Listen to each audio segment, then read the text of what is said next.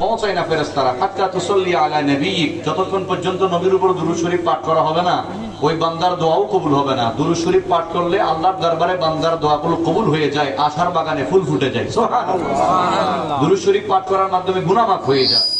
দুরূদ শরীফ পাঠ করার মাধ্যমে প্রতিটি দুরূদ শরীফের বিনিময়ে 10টি নেকি লিখে দেওয়া হয়।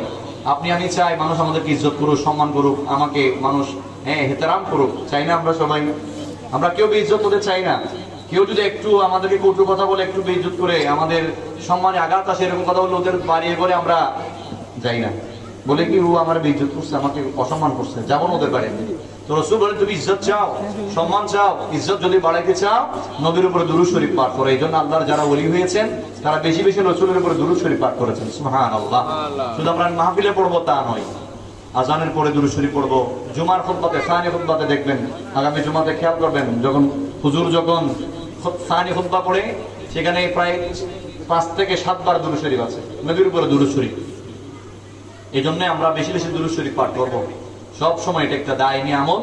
যারা মওতের সময় রাসূলকে দেখে মরতে চায়, নবী করিম সাল্লাল্লাহু আলাইহি ওয়াসাল্লামের দিদার লাভ করতে চায়, গুনাহ মাফ করে আল্লাহর জান্নাতের মেহমান হতে চায়, নিজের দোয়াগুলো আল্লাহর দরবারে কবুল করাতে চায়, তাদের সবার জন্য শ্রেষ্ঠ হাতিয়ার হলো, অস্ত্র হলো দুরূদ শরীফ।